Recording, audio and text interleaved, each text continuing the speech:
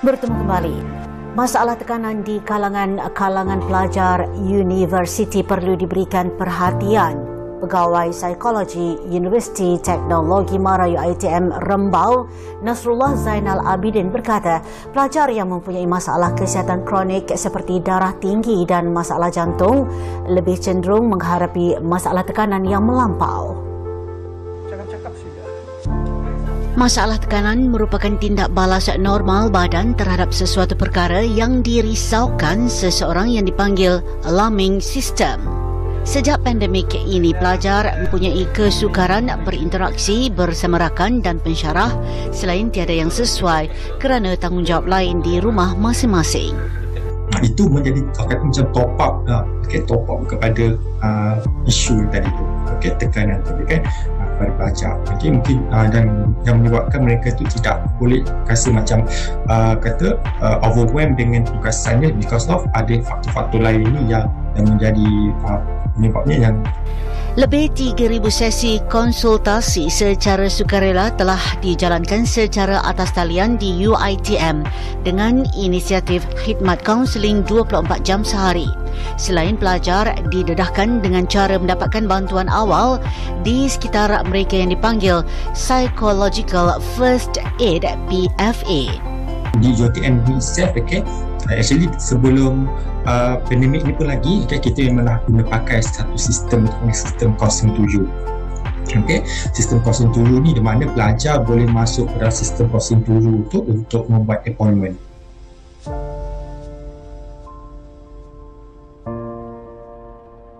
Hai, Assalamualaikum dan salam sejahtera kepada semua yang hadir pada hari ini. Kami daripada Kumpulan 1 akan menerangkan berkenaan tekanan dalam kalangan mahasiswa universiti. Baik, jadi seperti mana yang semua tahu bahawa setiap individu ini tidak akan pernah terlepas daripada mengalami tekanan, kan, sama ada kecil ataupun besar. Kan, jadi tekanan ataupun stres ini merupakan tindak balas fizikal yang berkait rapat dengan isu kesihatan mental. Dan kebiasaannya isu tekanan ini dialami oleh sesiapa saja, tidak mengerik umur, jantina, bangsa ataupun agama, kan. Jadi seorang yang mengalami stres, jika mengalami stres yang sederhana, ia mampu memberikan motivasi maupun perkembangan dalam hidup. Namun jika seseorang itu mengalami stres yang berlebihan, mungkin akan memudaratkan dan merosakkan diri. Jadi kita tahu sekarang ni stres dalam kalangan mahasiswa sangat membimbangkan. Baik, secara umumnya menurut Johari dan Ahmad, iaitu pada 2019, mengatakan bahawa faktor akademik merupakan pendorong utama kepada wujudnya tekanan dalam kalangan pelajar universiti dan diikuti dengan faktor fizikal, sosial dan emosi. Jadi bila mana orang tu melanjutkan pembelajaran, dia kadang-kadang dapat memberikan tekanan atas alasan ataupun mungkin disebabkan oleh persekitaran pendidikannya dan persekitaran sosial yang baru. Baik, bagi permasalahan kajian, seperti mana yang semua tahu bahawa masalah yang sering dihadapi oleh pelajar kita ni adalah disebabkan oleh rangkaian muda alih yang lemah dan mungkin faktor-faktor lain yang dialami menyebabkan mereka berasa tekanan. Dan tahap kebimbangan kita terhadap pelajar-pelajar yang stres ini berpunca dari pelbagai perkara lah. Dan stres ini mampu memberikan kesan kepada pencapaian akademik, kekecewaan, kesihatan fizikal dan idea untuk membunuh diri. Objektif kajian ini telah dikendalikan untuk mengkaji faktor tekanan dalam kalangan pelajar universiti secara kerap, kesan berlaku tekanan dalam kalangan pelajar universiti pada zaman kini, seterusnya cadangan dan langkah untuk mengatasi tekanan dalam kalangan pelajar universiti. Literatur kajian. Menurut Celia pada tahun 1976 dan Nadu Celia pada tahun 2005 menyatakan bahawa faktor stres boleh berpunca daripada faktor dalaman dan luaran. Bertepatan dengan pendapat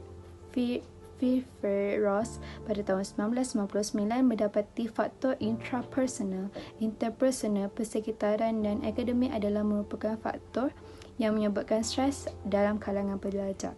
Di samping itu, Britner et al. Pada tahun 1995 menyatakan bahawa masa yang diperlukan untuk mengatasi tekanan adalah suatu proses yang rumit. Baik, antara faktor yang mempengaruhi tekanan dalam kalangan mahasiswa universiti tentunya yang pertama, tekanan pelajar dari aspek pembelajaran. Jadi sudut persekitaran pembelajaran itu antara faktor mereka akan mengalami stres mungkin disebabkan oleh ketidakbiasaan mereka dalam satu kelompok yang baru. Yang seterusnya adalah tekanan pelajar dari aspek pembelajaran itu. Kan, pembelajaran yang asing daripada yang pernah dibelajar sebelum ini di peringkat matrik asasi dan sebagainya mungkin berlainan bila di peringkat universiti. Yang ketiga adalah tekanan dari aspek kewangan. Jadi bila kita tahu bahawa seorang universiti pelajar mahasiswa itu mereka sangat memerlukan kewangan yang cukup untuk survival dan sebagainya. Jadi bila kewangan tak ada, itu antara perkara yang cukup menekankan ataupun memberikan stres, termasuklah diri saya kan. Jadi yang keempat, tekanan pelajar dari aspek peribadi. Kan, sudut peribadi, adakah aku mampu mengatasi daripada orang lain, adakah aku ni layak kan bersama dengan orang lain mungkin lagi pandai daripada aku dan sebagainya. Kan, itu antara faktor yang dihadapilah. Kesan tekanan terhadap mahasiswa universiti. Yang pertama, aspek yang positif menunjukkan prestasi yang baik sebelum menduduki peperiksaan. Yang kedua, aspek yang negatif. Aspek yang negatif, tindak balas fisiologi terhadap stres wujud. Yang kedua, akan sentiasa berada dalam keadaan berdebar dan serabut. Dan yang ketiga, individu yang mengalami stres juga menunjukkan prestasi akademik yang rendah berbanding individu yang dapat mengawal stres dalam dirinya. Terdapat beberapa cara untuk mengatasi tekanan dalam kalangan pelajar universiti. Yang pertama adalah mempelajari kawalan emosi kendiri. Terdapat tekanan yang berbentuk sedikit, sederhana dan berlebihan di mana dalam jangka masa panjang dan tidak dapat ditangani oleh individu tersebut. Dia akan menyebabkan kesan negatif serta memudaratkan kesihatan mereka. Oleh itu, KKM telah memperkenalkan penyelesaian jangka pendek sebagai kawalan emosi kendiri yang dikenali sebagai kaedah 10B. Kaedah ini baik untuk menangani tekanan darah tinggi yang menyumbangkan kepada punca tekanan. Yang kedua ialah tekanan pelajar universiti boleh diatasi dengan mengkongsikan masalah atau bercerita tentang perkara yang melalui kepada individu yang dipercayai. Sebagai contoh, apabila pelajar tersebut berasa tekanan dan tidak tahu cara untuk menyelesaikan masalah terbabit, untuk mengurangkan tekanan, dia boleh mencari rakan sebaya untuk mengkongsikan masalah dan berbincang tentang jalan penyelesaian terbabit. Tindakan ini bukan sahaja dapat mengurangkan tekanan, malah menunjukkan teladan dan tahap profesional yang lebih baik daripada pelajar tersebut yang menunding jari tanpa memberikan sebarang bantuan. Yang ketiga adalah melakukan aktiviti radia seperti bersenam atau bersukan. Umum mengetahui bahawa aktiviti riadah mendatang berbagai faedah sekiranya kita aktif dalam menyertainya.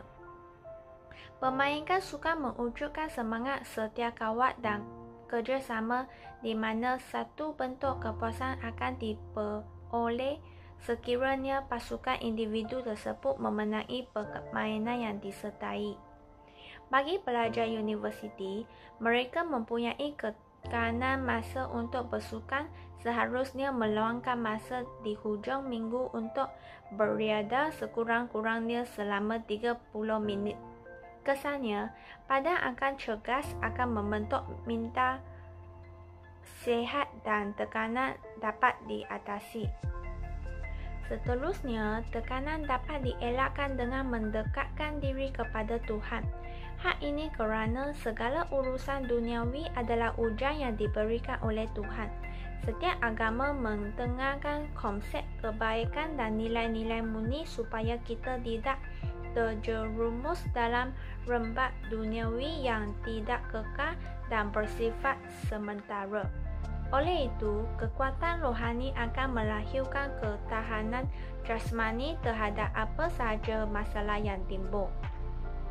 Selain itu, tekanan juga boleh berlaku disebabkan prasangka dan salah taksir seseorang terhadap sesuatu situasi.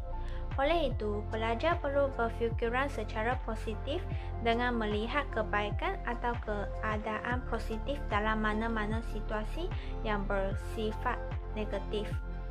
Pelajar perlu berfikiran positif untuk meningkatkan harga diri sendiri. Hal ini kerana kesejahteraan emosi dan kesihatan mental adalah sama pentingnya dengan kesihatan fizikal. Ringkasnya, tekanan mesti ditangani secara berterusan bagi memastikan pelajar sihat dari segi fizikal, emosi dan mental. Sebagai kesimpulan, melalui kajian ini diharap dapat memberikan kesedaran kepada semua pihak, terutamanya ibu bapa dan pihak universiti supaya lebih peka dengan masalah yang dihadapi oleh golongan pelajar.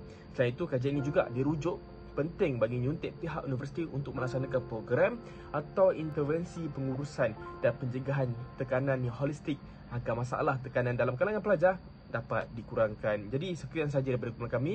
Sekian, terima kasih.